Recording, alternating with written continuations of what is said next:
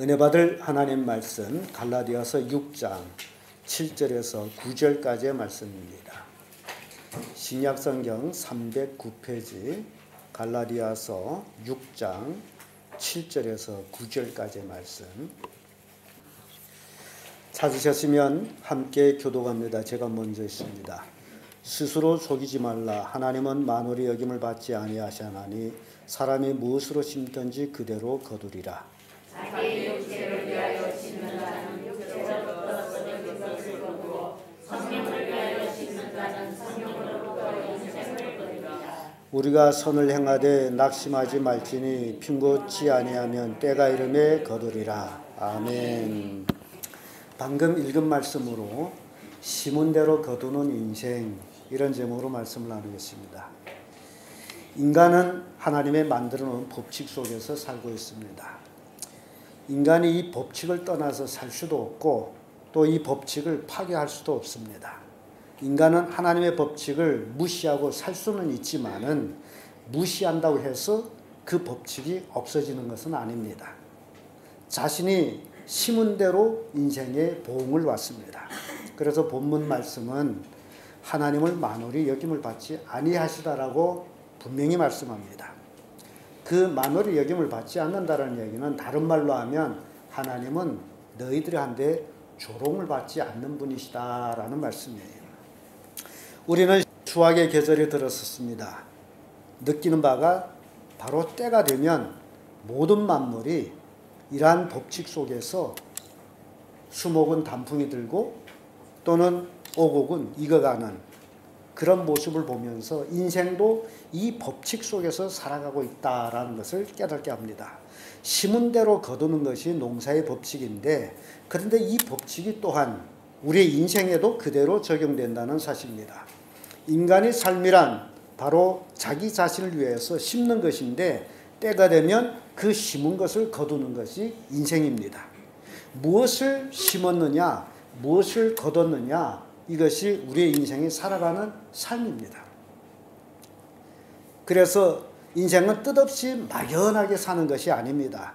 꾸준히 거두기 위해서 심고 있다는 사실입니다.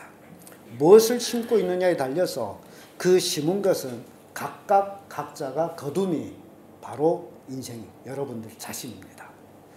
우리 함께 7절의 말씀 다시 한번 읽어봅니다. 시작. 스스로 속이지 말라. 하나님은 만월히 여김을 받지 아니하시나니 하나님은 무엇으로 심든지 그대로 거두리라. 사람이 무엇으로 심든지 어떻게 되죠? 그대로 거둔다.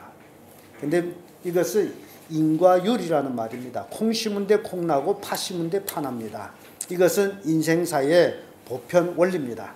그런데 문제는 사람들이 수학의 불변의 원칙을 비웃고 무시하는 데서 사회 문제가 생깁니다. 심겠다는 사람은 적고 거두겠다는 사람이 많기 때문입니다. 그래서 스스로 속지 말라라고 본문은 말씀합니다. 여러분, 거두기를 원하면 반드시 뭐 해야죠? 심어야 됩니다. 근데 심지 않고 거두기를 원합니다. 근데 심지 않고도 거두는 방법은 있습니다. 농사의 법칙대로 얘기한다면 농사꾼은 봄에 밭을 갈아야 되고 씨를 뿌려야 되고 그리고 가꿔야 되고 그리고 가을에 가서 거둬야 됩니다. 그런데 하나님을 잘 믿는 사람, 하나님을 잘 믿기 때문에 하나님은 내가 뭘 하든지 복을 주실 것이야 하고 밤머리에 가서 손을 높이 들고 뭐 금식했다든지 통성으로 했다든지 하나님 이 땅에서 만풍년을 얻게 해 주십시오라고 기도를 했다 합시다. 그리고 온 한 해 동안 놀고 먹고 자고 가을이 돼서 낫을 가지고 하나님이 축복했으니 이제는 가서 거두자. 가면 뭐가 있죠? 잡초의 풍년이 듭니다. 그래서 인생이 바로 이것입니다. 심지 않고 거두겠다면 잡초 외에는 없다라는 것. 그래서 이게 인간, 우리의 사회 문제가 되는데 심겠다라는 적고 거두겠다는 사람이 넘쳐나고 있는데 이것 자체가 스스로 속고 있다라는 사실입니다. 마태복음 25장에 나오는 달란트 비유를 보면 한 달란트를 받은 종이 주인이 와서 회개할 때에 24절에 이런 말씀합니다. 주여 당신은 굳은 사람이라 심지 않는 데서 거두고 해치지 않는 데서 모는 줄을 내가 알았으므로 두려워하여 나아가서 당신의 달란트를 땅에 감추어 두었나이다. 보소서 당신의 것을 받으셨나이다. 이런 얘기를 해요. 그러자 주인은 그 종에게 대해서 이 악하고 게으른 종아, 나는 심지 않는 데서 거두고 해치지 않는 데서 모은 줄을 내가 알았느냐? 그러면 내가 마땅히 내 돈을 취리하는 자들에게 두었다가 나로 돌아와서 내 본전과 별리를 받게 할 것이니라. 심지 않는 데서 거둔다라고 네가 생각했다면 차라리 은행에 넣던지 해서 이자라도 내가 받게 해야 될 거 아니냐. 그러면서 그 돈을 가졌음에도 불구하고 땅에 묻어놓고 있는 자를 놓고서 게으른 종이라고 책망을 합니다. 그래서 그 한 달란트를 뺏어서 5달란트를 가져서 또 5달란트를 만든 자에게 그 한 달란트를 더 줍니다. 그리고 2달란트 받은 자와 5달란트를 받은 종에게 착하고 신실한 종이라고 칭찬을 합니다. 우리 인생은 착하고 신실하게 살아야 됩니다. 인생은 누구를 속일 수가 없습니다. 누구를 속인다라는 게 결국 자기를 속이는 겁니다. 그래서 아주 신실하게 손해보는 것 같지라도 신실하게 사는 것이 인생입니다. 옛날 고대에 이런 전설이 있습니다. 어떤 왕이 하루는 자기 신하들에게 우물가로 다 불러가지고 그 우물가의 옆에 돌항아리가 있는데 신하들한테 이 우물의 물을 다 퍼가지고 이 돌항아리의 물을 채우거라. 그리고 명을 냈어요. 그랬더니 신하들이 누구 명이에요? 왕의 명이니까 어떻게 해요? 들어야죠. 그래서 왕이 그 옆에 있을 적에는 물을 퍼서 담는데 참 왕도 고약하지. 물을 담으려고 했더니 그 독이 국 빠진 독이에요. 물을 부어놓으면 어떻게 돼요? 싹 새나가.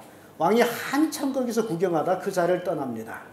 그때 아무리 왕의 신하라 할지라도 이거 롤리가 안 맞잖아요. 이거. 물을 퍼서 부어라는데 부어놓으면 싹 빠지고 부어놓으면 싹 빠지고 한참 하다가 신하들이 하나 둘 다 집으로 돌아가 버려요. 그런데 가장 충성스러운 종 하나가 혼자서 그 우물을 퍼서 거기에 담는 거예요.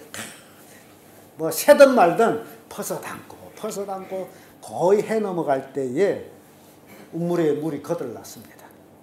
그럼에도 불구하고 독에는 물이 안 찼어. 근데 우물 안을 들여다봤더니 이만한 금덩어리가 있어요.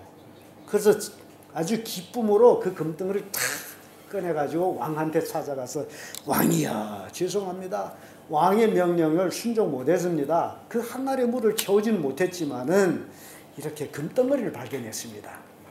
그랬더니 왕이 깔깔 웃으면서 이것은 내가 순종하는 자에게 상을 주려고 거기에 감춰놓은 것이네. 이건 당신 것이니 당신 가져가게.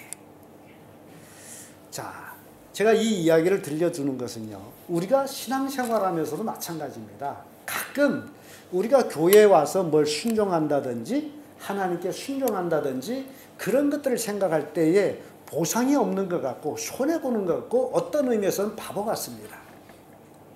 그래서 순종하는 척 봉사하는 척 하다가 안 합니다. 근데 결과는 끝까지 해야 되는데 그걸 하지 못하기 때문에 뭘 못 받아요? 그 보상의 금덩어리를 받지 못하고 있다는 겁니다. 여러분, 우리가 이 땅에 살아가면서 심은 대로 거두는 게 인생이라는 겁니다. 내가 무엇을 심었느냐가 얼마나 중요한지 몰라요. 여러분 생각해 보세요. 성경에 나와 있는 제일 처음 정말 하나님과 동행한 사람이 있습니다. 누군지 아세요? 에녹이라는 사람입니다. 에녹이라는 사람이 65세에 무드셀라를 낳고 그리고 300년 동안 하나님과 동행합니다. 그러다 하나님 데려가셨어요. 성경은 이렇게 간단하게 기록하고 있습니다. 그러나 여러분 생각해 보세요. 결혼해서 아들 무드셀라를 낳았으면 열심히 일해서 뭘 해야 돼요? 자식 위해서 돈을 벌어야 되죠. 근데 이 에녹은 아들을 낳아놓고서 돈 벌 궁리를 안 하면 누구와 같이 해요? 하나님과 동행하는데 얼마를 해요? 300년을 하나님과 줄기차게 동행을 합니다. 여기에 우리에게 귀한 교훈을 주고 있습니다. 다른 사람들이 볼 때, 야, 저 바보 같은 놈. 아니, 그래서 교회 가면 밥 주냐? 그렇게 열심히 교회만 다니노? 돈도 벌어야 살 거 아니냐? 이런 말이 그때도 있었을 거예요.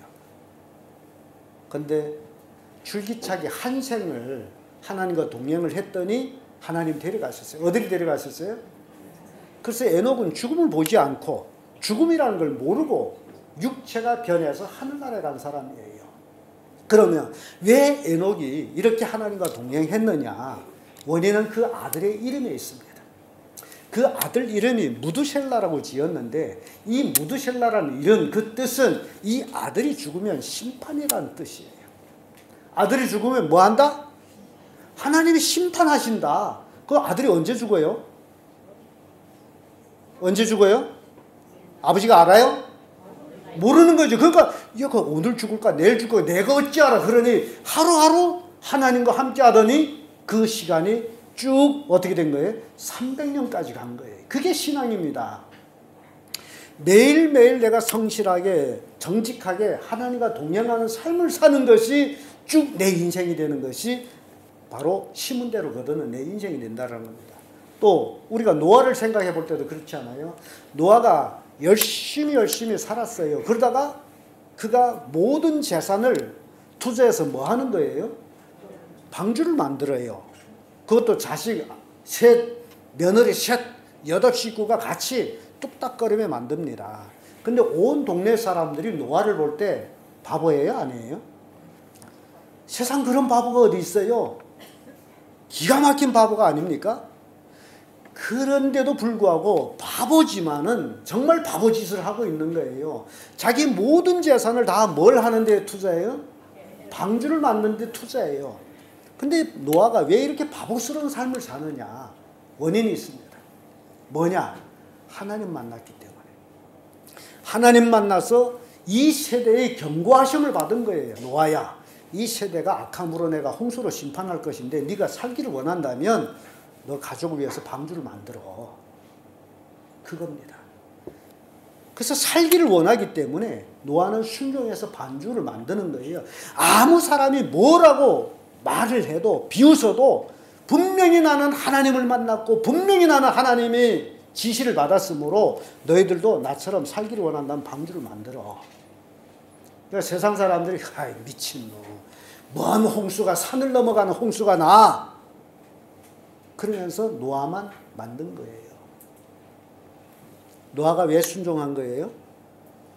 왜 바보짓을 했어요? 하나님을 만났기 때문입니다. 모세도 마찬가지예요. 모세가 애굽의 왕자 같은 삶을 살다가 왜 죽을 수도 있는 애굽으로 다시 갑니까? 호렙산에서 하나님을 만났기 때문에. 그래서 그 왕자의 명분을 포기하고 하나님의 자녀들과 주의 백성과 함께 고난을 받는 것을, 그 낙을 애굽의 상보다 더 크게 여긴 거예요. 하나님의 주신 상. 누구를 만났기 때문에? 하나님을 만났기 때문에. 오늘도 마찬가지예요. 여러분들이 교회에 앉아 있어도 하나님을 만나지 못하게 되면 절대로 순종을 할 수가 없습니다. 교회에 앉아 있는 것은 하나의 종교적인 삶은 될 수 있지만은 여러분들이 축복받는 그 거둠의 인생은 살지 못한다는 겁니다. 축복은 거저 주어지지 않고 축복의 씨앗을 심어야만 합니다. 구원은 우리가 뿌리고 심는 것이 아니고 하나님의 은혜지만은 축복은 보상이요 대가입니다. 축복받을 일에 축복이 옵니다. 축복은 우연히 오는 것이 아니고 반드시 씨앗을 심어야 합니다. 우리 인생 살아가면서 구제와 선행이 축복의 씨앗이 될 수 있습니다. 이 수학의 불변의 법칙을 존중하지 않는 자가 바로 하나님을 만홀히 여기는 자라는 것입니다. 이 법칙을 존중해야만이 우리는 하나님께로부터 칭찬을 받습니다. 하나님께 기도만 하면 축복이 부어지는 줄 알았다면 이는 게으르고 악한 종이라는 겁니다. 오늘날 기독교의 가장 문제점이 이런 것이에요. 기도만 하라는 거예요. 기도해. 그러면 돼. 그게 문제라는 거예요. 기도한 만큼 어떻게 해야 돼요? 살아야 되는 거예요. 기도는 하고 살진 않는다면 그것은 하나님을 만홀히 여기는 겁니다. 여러분 분명히 아세요? 기도한 만큼 하나님 앞에 그렇게 살아야 돼요. 그게 신앙입니다. 근데 삶이 없는 사람들은 기도만 쫙 부르짖고 있는 거예요. 어찌라고 주께서. 삶이 없는 기도는 스스로 자기를 속이는 것이고 하나님을 만홀히 여기는 거예요. 하나님을 아주 조롱하는 겁니다. 그래서 여러분들이 오늘 심는 대로 거두는 인생에 대해서 분명히 깨닫기를 바랍니다. 오늘날 진화론을 주장하는 자들이 아메바를 심으면 원숭이도 나고 원숭이를 심으면 사람도 난다라고 말을 해서 수없이 많은 사람들을 유혹하고 있는데, 그걸 자기들이 합리화하기 위해서는 이 시간을 엄청 많이 늙어서 말합니다. 우리 인간으로는 상상도 못할 그 시간, 아주 수백억 만 년이 걸렸다라고. 이게 말이 됩니까? 수백억 만 년이 걸리면서 원숭이가 사람이, 아메바가 원숭이 되고 원숭이가 사람이 됐다. 황당한 거짓말을 하고 있는데 또 학생들은 그런가 하고 또 믿고 있는 거예요. 오랜 시간이 흐른 데서 불가능한 일이 가능해지는 것은 아닙니다. 시간이 오라면 어떤 일이 생기느냐? 실험의 결과에 의하면 이 백지종이 한 장, 이 백지종이 한 장을 오래 집에다 보관해 두면 어떻게 되는지 아세요? 어떻게 돼요? 나중에 누렇게 되다가 먼지가 돼버립니다. 그러면 진화론자들의 주장이라면 이 한 장을 놔두면 오랜 세월 수백억 년이 지나고 나면 이게 금이 돼야죠. 그렇게 사람들을 얼리고 있다는 거예요. 진화론자들이. 성경은 오늘 우리에게 속지 말라고 분명히 말씀합니다. 왜냐하면 우리는 심지 않는 데서 거두려고 하는 그 허망한 마음을 가지고 있기 때문입니다. 또한 하나님께서도 심지 않는 데서 거두게 하실 수 있다라고 착각하는 사람들도 있기 때문입니다. 우리가 심지 않는 것에 대해서 하나님께 보상을 요구한다면 우리는 하나님을 만홀히 여기는 사람이 됩니다. 그러므로 성경은 먼저 우리가 속지 말라는 거예요. 하나님을 조롱하지 말라는 겁니다. 우리 8절의 말씀 함께 있습니다. 시작. 자기의 육체를 위해서 심는 자는 육체로부터 썩어진 것을 거두고 성령을 위하여 심는 자는 성령부터 영생을 거두리라. 성경은 그리스도인의 삶 속에서 두 종류의 밭이 있음을 갖추고 있습니다. 그것은 육신의 밭과 성령의 밭입니다. 성경은 두 종류의 밭과 그 밭으로부터 거두게 될 열매를 우리에게 미리 보여주고 있습니다.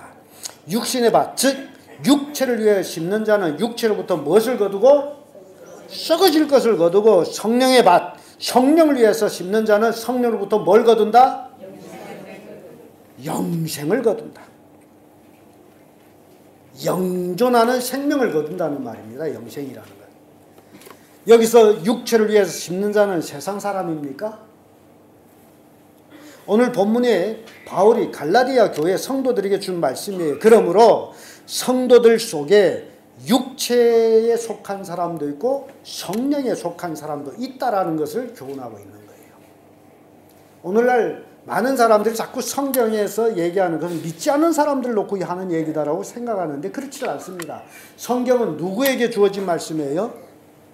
믿는 자에게 주어진 말씀이에요. 믿지 않는 자들에게는 성경하고 아무 상관없습니다. 그렇다면 우리 믿는 자 속에 육체를 위해서 심는 사람이 있고 성령을 위해서 심는 사람이 있다라는 거예요.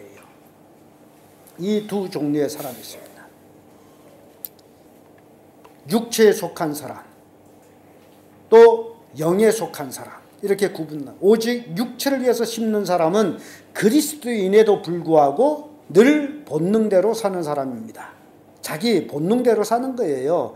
모든 것을 오직 육적인 삶에 투자합니다. 육체를 즐겁게 하기 위해서 마셔야 되고, 육체를 즐겁게 해서 놀아야 되고, 육체를 즐겁게 하기 위해서 타락도 하고 등등등등, 이 모든 것들이 육체의 사람입니다. 따라서 이런 사람이 많이 거두어 봤자 다 썩어질 것 뿐입니다. 이것이 육체에 속한 그리스도인들입니다. 그러나 성령을 위해서 심는 사람은 성령의 주문대로 뿌리고 심습니다. 성령이 주시는 소원, 성령이 주시는 비전대로 심습니다. 그래서 그들가 수확하는 것은 다 영생입니다. 썩지 아니할 알곡들이라는 거예요. 영존하는 생명을 거두는 자들이라는 겁니다. 우리는 여기서 영생을 거두리라, 영존하는 생명이라는 단어 속에서 생각해 볼 것은 성령을 위해 심는 자는 영생을 거둔다. 과연 이 말이 무슨 말일까 생각해 봐야 됩니다. 이 말씀을 정확하게 이해하기 위해서는 우리가 다른 참조적인 성경 말씀이 뒷받침을 해줘야 되는데, 요한복음 10장 10절의 말씀 보면 도적이 오는 것은 도둑질하고 죽이고 멸망시키려 함이거니와 내가 온 것은 양들이 생명을 얻게 하고 생명을 더욱 풍성히 얻게 하려 함이라 라는 말씀이 나옵니다. 이 말씀 보면 예수께서 친히 이 땅에 오신 목적에 대해서 설명합니다. 예수님께서는 양들이 생명을 얻고 또 그 생명이 풍성하게 하려고 오셨다라고 말씀합니다. 여기서 생명을 얻었다라는 말씀은 우리가 지옥으로부터 구원받았다라는 의미고, 생명을 더욱 풍성하게 얻게 한다는 말씀은 예수님께서 구원받은 성도들에게 이 땅에 살아가는 동안에 풍성한 삶을 약속한 겁니다. 요한복음 17장 3절의 말씀 보면 영생은 곧 유일하신 참 하나님과 그의 보내신 자 예수 그리스도를 아는 것이다 라고 말씀합니다. 여기서 안다라는 것, 영생을 얻는 자는 그리스도를 아는 자라고 얘기하죠. 예수께서 친히 설명해 주고 있습니다. 영생에 관해서. 그래서 유일하게 참 하나님 아버지와 아버지께서 보내신 자 예수 그리스도를 아는 자가 영생을 얻는 자다. 이 안다라는 것, 안다라는 게 굉장히 중요한 얘기입니다. 안다라는 것, 여러분 예수님 아십니까? 이 안다라는 것이 얼마나 중요한지 몰라요. 안다라는 건요, 지식적으로 아는 걸 얘기하는 게 아니에요. 경험해서 아는 걸. 여러분들이 진정 예수님을 안다면 나 예수님 압니다. 그걸 어떻게 알아? 그러면 자기가 삶 속에서 경험한 예수님을 얘기하면 아는 거예요. 근데 신앙생활 하면서도 예수님에 대한 경험이 없다면 다만 들어서 아는 거예요. 그걸 지식적인 동의 믿음이라고 얘기합니다. 들어서 아는 거하고 내가 경험해서 아는 거하고는 완전히 다릅니다. 그래서 성경에 기록되어 있는 이 생명, 영원한 생명은 먼저 시간적인 길이의 개념으로 우리가 생각할 수 있습니다. 영원한 삶, 말 그대로 영원합니다. 엄청난, 우리는 이 영혼에 대해서 잘 이해를 못합니다. 그럼에도 불구하고 영혼에 대해서 간접적으로 이해를 하는 것이 있는데, 그게 뭐냐 하게 되면, 내가 어렸을 때는 제 경험입니다. 10살 되기 전에는 10살 넘는 것이 그렇게 부러웠어요. 왜냐하면 내 위에 집에 나보다 2살 위에 있는 애가 있었는데 자꾸 나를 때리는 거예요. 근데 나를 때리는 원인이 나보다 2살 많기 때문에. 그래서 나도 2살 먹으면 너를 때릴 수 있다. 걔는 안 자랍니까? 그래서 10살 아래 때는 10살 되기를 그리워해서 가를 이기고 싶어서. 근데 10살 되고 났더니 청년들이 부러웠어요. 17살. 그래서 17살 됐더니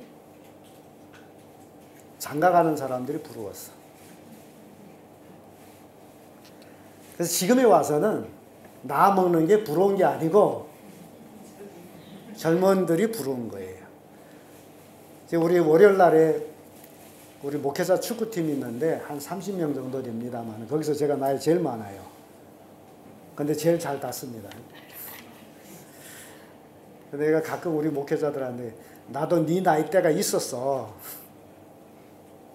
왜냐하면 그때는 더 잘 달았죠. 지금도 달지만은. 그래서 참 인생이라는 게 어렸을 적에 나이 먹기를 원했는데 나 먹고 났더니 나이 어려지기를 원하고, 그래서 내가 내 자신과의 약속한 것이 있는데 50살을 먹으면서 해마다 내려먹기를 시작했습니다. 50살 됐다가 한 해 지났더니 49, 48 이렇게 내려먹는 거예요. 몇 살까지 먹을까? 한 살까지 내려가면 몇 세를 사는 거예요? 아무튼 참이 나 먹는다는 게 정말 인생으로 인해서는 성숙이라고 말할 수는 있겠지만은, 그러나 누구든지 이 나이 먹으면서 늘 늙지 않는 것이 있음을 발견합니다. 그게 뭐냐? 마음입니다. 아무리 나이를 먹어도 마음은 안 늙어. 그래서 늘 젊은 마음을 가지고 있습니다. 그것이 영혼의 지배라는 거예요. 영혼을 사모하는 거라는 겁니다. 그래서 우리 인간은 영원히 살기를 원합니다. 나이를 얼마를 먹었든지 간 상관없이 영원히 살면 좋죠. 그 영원이란 이 시간 길이, 우리의 마음은 영원히 살기를 원하는 거예요. 죽음은 다 두려워합니다. 그래서 이 영생이라는 이 개념 속에 시간적인 길이 개념으로 볼 때는 영원, 죽음이 없이 영원히 살기를 바라는 것이 모든 사람들이다. 그 얘기입니다. 그러나 성경에 기록되어 있는 영생은 시간적인 개념 외에도 질적인 개념도 가지고 있다는 겁니다. 그것은 바로 우리가 영원하신 하나님 아버지와 그분의 아들 예수 그들을 알고 교제하고 함께 동행하면서 살아가는 삶. 이 삶이 얼마나 큰 축복의 삶인지를 우리가 깨달아야 됩니다. 그래서 예수 잘 믿는 사람과 예수 잘 믿지 않는 사람의 삶의 차원이 달라요. 그래서 예수 잘 믿지 않는 사람은 잘 믿는 사람한테 묻는다면 당신은 뭔 재무에 세상을 사오? 사람이 뭔 재미에 사느냐? 오늘 노인들이 죽지 못해 사는 노인들은 뭔 재미에 죽지 못해 살아요? 춤이 안 넘어가서? 얼마나 황당합니까? 그런데 우리가 이 시간적인 개념 외에도 질적인 개념 속에서 예수님과 함께 동행하는 삶, 그 기쁨을 경험하자 그거예요. 나이를 얼마 먹었든지 간에 상관없이 내가 예수님과 함께 할 수 있다는 그 삶 속의 축복을 우리가 경험해보자. 그게 천국이라는 거예요. 그래서 우리가 요한복음의 말씀들과 갈라디아서에서 읽었던 말씀을 조합해서 다시 생각해 보면 성령님께서는 영존하신 생명을 거둔다는 말씀은 바로 우리가 주님을 더 알게 되면 더 가까이 교제하고 더 친밀하게 동행할 때에 얻어지는 복을 얘기하고 있습니다. 디모데전서 6장 17절 19절 말씀 보면 내가 이 세대에 부한 자들을 명하며 마음이 높이지 말고 정함이 없는 재물에 소망을 두지 말고 오직 우리에게 모든 것을 후히 주사 누리게 하시는 하나님께 두면 선한 일을 행하고 선한 사업에 부하고 나누어 주기를 좋아하면 동정하는 자가 되게 하라. 이것이 장래에 자기를 위하여 좋은 터를 쌓아 참된 생명을 취하는 것이니라. 굉장히 중요한 말씀합니다. 정함이 없는 재물에 소망을 두지 말고, 오늘날 얼마나 많은 사람들이 다 어디에다 소망을 둬요? 재물에 소망을 두는 거예요. 돈. 그래서 한번 생각해보면 도대체 왜 돈 하느냐라고 생각해봤더니 돈 있으면 뭐가 좋아요? 돈 있으면 사는 게 편하잖아요. 눈에 보아서 좋은 건 다 가질 수 있잖아요. 남이 좋은 집에서 사면 나도 좋은 집에서 살고, 좋은 차를 사면 나도 좋은 차를 살고, 그 외에 돈이 뭔 역할을 하느냐. 이게 정함이 없다는 거예요. 돈은 아무리 있어도 정함이 없어요. 늘 부족합니다. 그래서 심리학자들이 하는 얘기가 돈이 얼마 있으면 만족하냐. 모든 사람들에게 돈이 얼마 있으면 만족하냐라는 설문조사를 했더니 조금 더 있으면, 지금 내가 가지고 있는 것에 조금 더 있으면 만족이다. 근데 내가 지금 100만 원을 가지고 있는데 100만 원에 조금 더 있으면 만족이라면 1000만 원 가지고 있는 사람은 1000만 원에서 조금 더 있으면 만족이에요. 돈은 일정한 숫자를 넘어가게 되면 아무 의미가 없어요. 종이장 같은 거예요. 돈이 없을 때 있었음 하지만은 그 있은 이상에 초과되게 되면 아무 의미가 없고 오히려 돈이 부담이 돼가지고 경료원을 데리고 다녀야 되고 가족 식구들이 불안하고. 그래서 돈이라는 게 너무 많으면 좋은 게 아니에요. 자기 생명을 단축시키는 거예요. 있을 만큼 있으면 되는 거예요. 그래서 이 재물에, 정함이 없는 재물에 소망을 두지 말고 오직 우리의 모든 것을 후히 주시고 누리게 하신 하나님께 두면 하나님이 우리를 누리게 해야 우리가 누리는 거예요. 오늘 돈을 몇백만 원을 벌었는데 오늘 생명이 잃었다면 그 돈이 뭔 의미가 있습니까? 돈이 의미 있어요? 돈 벌겠다고 다 고향을 떠나고 집을 떠나고 가족을 떠나고 그래서 얻은 게 도대체 뭔데? 우리 교회도 이 자리에 꽉 넘쳐나가지고 늦게 오면 자리도 없던 게 다 어디를 갔어요? 돈 벌러 갔어. 그래서 돈 벌어서 뭐가 됐느냐 말이에요. 잘 사는 것도 보이지 않고 심각하지 않습니까? 그러니까 여기서 우리에게 교훈을 받아야 돼. 허망한 데 소망을 두지 말라. 재물에 소망을 두지 말고 우리에게 모든 것을 후해 주시는 하나님께 두면 선한 일을 행하고 선한 사업에 부하고 나눠주기를 좋아하고 동정하는 자가 되는 것이 장래에 자기를 위해서 좋은 터를 쌓아 참된 생명을 취하는 것이라는 겁니다. 이게 인생을 심고 거두는 거예요. 내가 무엇을 심었느냐 그대로 거두는 게 내 인생입니다.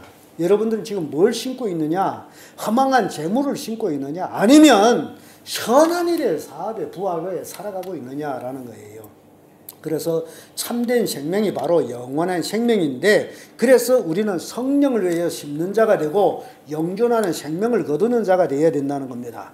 영원한 생명을 얻는 자들이 이 세상에 사는 날 동안 주님을 더욱 깊이 알게 되고 더욱 가까이 하게 되고 동행하게 될 때에 우리는 주님의 왕국 영원한 하늘나라에 가서 영광과 보상을 받게 되는 우리 그리스도인들이 된다는 사실입니다. 그러나 육신을 위하여 심는 자는 육신으로부터 거두게 되는 그 썩는 것은 당장 순간에는 일시적인 기쁨과 유익이 될지는 모르지만은 결국에는 썩어져 없어져 버리는 거기 때문에 영원하지 않다라는 겁니다.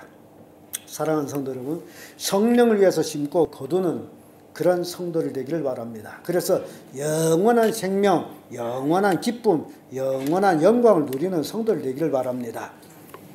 9절의 말씀 같이 읽습니다. 시작. 우리가 선을 행하되 낙심하지 말지니 피곤치 아니하면 때가 이름에 거두리라. 성경은 우리에게 선을 행하는데 성령 위에서 심는다면 반드시 거두게 된다라고 약속하고 있습니다. 그런데 여기에서 우리가 기억해야 할 것은 우리가 살아가다 보면 우리가 씨를 뿌릴 때에 뿌리자마자 씨를 거두는 게 아니기 때문에 때로는 좌절하고 때로는 슬퍼하게 됩니다. 그러나 그 때를 기다리라 그 얘기예요. 심었으면 열매를 거둘 때까지 기다려야 되는 거예요. 그걸 기다리지 못하게 되면 거둘 수가 없습니다. 하나님께서는 지극히 작은 자에게 냉수 한 사발을 대접한 자에게도 결단코 상을 잃지 않는다고 말씀합니다. 지극히 작은 자. 그래서 지극히 작은 순종을 했을지라도 아무리 작은 선택을 했을지라도 아무리 짧은 시간을 작은 힘을 들여서 하나님을 섬겼다 할지라도 하나님은 우리의 심은 것에 대해서 크게 보상해 준다는 겁니다.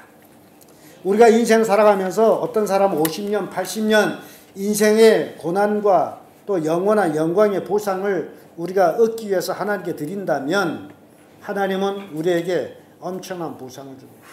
내가 살아온 인생 전부를 하나님께 드릴 수 있다면 그보다 더 큰 축복은 없습니다. 여러분들이 인생을 얼마 살는지 저는 몰라요. 다만 여러분들이 앞으로 얼마 살아가야 될지도 모르지만은 여러분들이 삶을 하나님께 드리는 심는 삶을 산다면 그것으로 얻는 보상은 엄청나다는 겁니다. 농사꾼들이 잘 알아요. 벼씨 하나 심어 놓게 되면 그 한 알로 인해서 어떻게 돼요? 벼씨 한 알이 얼마를 열매 맺는지 아십니까? 기가 막혀요. 기가 막혀. 보통 벼이삭 하나에 180알 정도 달렸어요. 그러면 한 알이 180알이 되는 거예요. 하나를 심었는데 180알이 나온다는 거예요. 그래서 우리가 내 인생에 자그마한 것을 하나님께 심게 되면 하나님은 우리가 상상도 못할 축복을 주신다는 겁니다. 그 심은 것에 그 거둠의 놀라운 축복을 우리가 받게 된다. 깜짝 놀라요. 이렇게 많이. 저는 오늘 본문의 말씀을 가지고 심은 대로 거두는 인생이라는 제목을 가지고 여러분들한테 말씀을 전하는데 오늘 여러분들이 이 자리에서 다른 건 다 잊어버려도 이 말씀 꼭 기억하시길 바랍니다. 주님께서는 우리가 선을 행한 중에 지치지 말라고 말씀합니다. 왜냐하면 정하신 때에 반드시 거두기 때문이에요. 믿음의 삶은 치열한 영적 전쟁입니다. 또한 믿음의 삶은 마라톤같이 기나긴 경주입니다. 믿음의 여정에서 우리에게 가장 중요한 것은 바로 지치지 않는 겁니다. 기진하지는 않는 것입니다.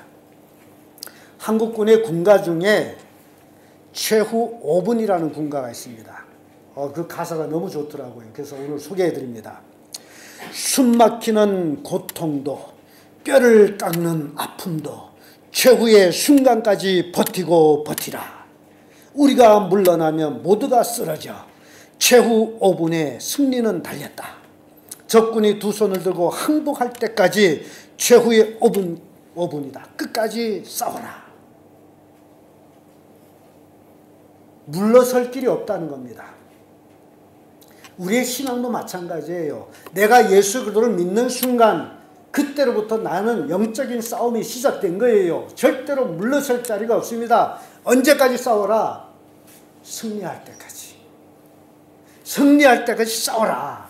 전쟁의 승패는 최후 5분까지 버티는 것이 승리라는 겁니다. 5분. 축구 경기장도 마찬가지예요. 시작 5분, 끝나기 5분이 그렇게 중요하대요. 그래서 우리 이 영적 전쟁에서 한두 번 큰 승리를 거뒀다 해서 그걸 갖고 자만하는 것이 아니고 끝까지 지치거나 기지하지 않고 끝까지 버티고 서 있는 자가 신앙에 승리하는 자라는 겁니다. 영적 전쟁, 진정한 승리는 아예 죄를 짓지 않는 것이 아니라 아예 넘어지지 않는 것이 아니라 넘어지고 실패했을지라도 다시 일어나 서는 것입니다. 영적 전쟁의 승리는 기진하지 않고 포기하지 않는 그 끈질긴 신앙, 이것이 승리가 이루어진다는 겁니다. 에베소서 6장 13절의 말씀 보면 그러므로 하나님의 전신갑주를 취하라. 이는 악한 날에 너희가 능히 대적하고 모든 일을 행한 후에 서기 위함이다. 성경은 우리가 그리스도의 군사로서 하나님의 전신갑주를 입고 영적 무장을 하고 싸우는데 그 싸움의 목적, 모든 싸움을 싸우고 나서 어찌기 위함이다? 서기 위함이다. 서 있는 자가 승리하는 거예요. 여러분들 텔레비전 보세요. 권투 두 선수가 권투 치고받고 하는데 누가 이긴 자예요? 서 있는 자가 이긴 자인 거예요. 아무리 그 권투 그 경기장에서 처음에는 아무리 날래게 얼마를 때렸다 그게 중요한 게 아니고 많이 맞을지라도 한 방에 쓰러뜨리고 서 있는 자가 승리하는 거예요. 우리 신앙도 마찬가지. 우리가 쓰러지면 안 돼. 서 있어요. 그러기에 믿음의 삶은 치열한 영적 전쟁뿐만 아니라 또한 마라톤 같은 경주인데 이 마라톤 경주는 한순간에 빨리 달리는 게 중요한 것이 아니고 포기하지 아니하고 꾸준히 끝까지 달리는 것. 그게 중요하다는 겁니다. 요셉이 감옥에 갇혔을 적에 술 맡은 장관을 섬겼습니다. 그리고 그에게 꿈 해석을 해 주었습니다. 그리고 그에게 요청을 합니다. 자기를 기억해달라고. 근데 술 맡은 장관이 관직이 회복되고 추록한 후에 요셉을 생각해요? 싹 잊어먹습니다. 왜 잊어먹느냐? 그까지 감옥에 히브리인 같은 놈 생각하는 건 재수없는 거예요. 감옥에 있었던 일을 생각한다는 자체가 재수없는 거예요. 그래서 아예 싹 생각지도 않는 거예요. 그렇게 2년이 지나고 나서 요셉이 정말 잘못한 게 있다면 우리가 한번 생각해 봅니다. 요셉이 잘못한 게 있다면 아버지의 사랑을 독차지한 것이고 요셉이 잘못한 게 있다면 형제들에게 자신의 꿈을 말해준 것이고 요셉이 잘못한 게 있었다면 보디발 집에서 주인의 아내 유혹을 거절한 것. 요셉이 잘못한 게 있습니까? 없습니다. 요셉은 주님을 믿고 하나님 믿고 하나님의 주신 꿈을 가지고 열심히 노력해서 선한 삶을 살아온 보상으로 요셉한테는 엄청난 어려움, 고난을 맞이하게 됩니다.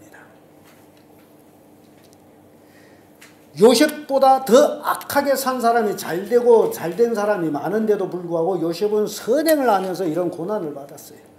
그래서 사람들은 이해를 못할 거예요. 오늘날 많은 그리스도인들이 요셉처럼 선하게 살라게 되면 그렇게 안 살라고 듭니다. 왜냐하면 너무 어렵다. 그러나 우리가 분명히 알아야 될 것은 시편 105편 17편 19절의 말씀 보면 한 사람을 앞서 보냈으며 요셉의 종으로 팔렸도다. 그 발이 착고에 상하여 그 몸이 쇠사슬에 매였으니 곧 하나님의 말씀이 응할 때까지라. 그 말씀이 저를 단련하였도다. 지금 하나님께서 요셉을 13년이라는 고통 시간에 단련시켰다라는 거예요. 크게 쓰시려고 단련시켰다는 거죠.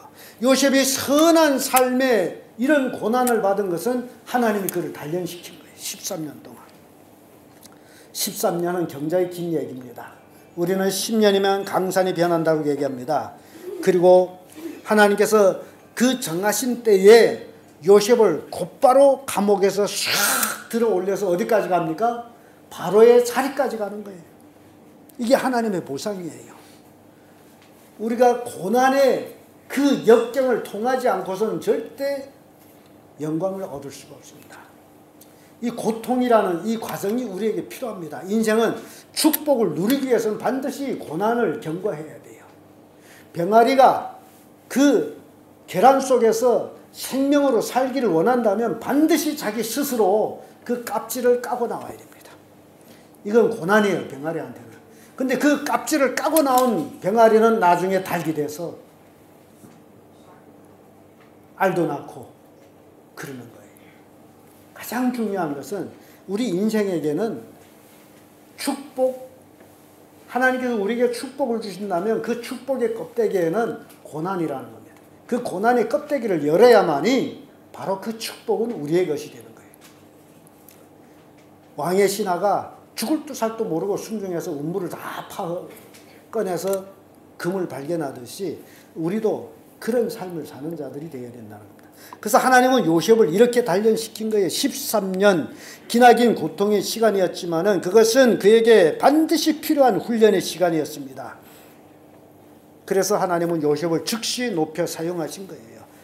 우리의 삶도 이와 같습니다. 우리가 오늘날 선행하는 가운데 있음에도 불구하고 고난을 당하고 마음의 어려움과 신을 당하고 우리도 요셉같이 하나님이 더 크게 사용하고자 여러 가지 고난과 단련을 주고 있다는 것을 여러분들이 명심하기를 바랍니다. 그래서 지치지 말고 기진하지 말고 포기하지 않는 그런 신앙의 용사들이 되어야 됩니다.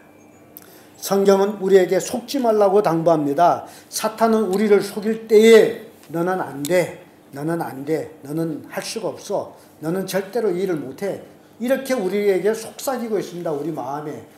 잘난 척하지 마, 딴 사람이 너 아예도 할 수 있어 등등등등. 이럴 때에 속지 말라는 거예요. 하나님은 우리에게 무한한 능력을 주셨습니다. 하나님과 함께하게 되면 모든 것을 우리는 할 수 있는 그런 능력자들이에요. 그래서 육신에 심는 자는 잠시 쾌락이나 만족을 거둘 수는 있겠지만은 바로 썩어져 없어지는 것이고, 성령을 위해서 심는 자는 영존하는 생명, 영원한 생명을 얻는 자들이 되는 겁니다. 우리가 육신을 부인하고 십자가 고통을 경험하면서 주님을 위한 삶을 살아갈 때에 우리에게는 고통이 연속이 될 수도 있습니다. 그러나 그 고통을 이겨나가게 되면 우리는 축복을 거둔다라는 사실입니다. 사랑하는 성도 여러분, 믿음의 선행에 지치지 마십시오. 포기하지 마십시오. 넘어지지 마십시오. 넘어졌다 할지라도 다시 일어나십시오. 하나님의 정하신 때에 우리가 전혀 예상도 상상도 못했던 방식으로 하나님은 우리에게 축복의 보상을 주신다는 사실 믿으시기를 예수님의 이름으로 축복합니다.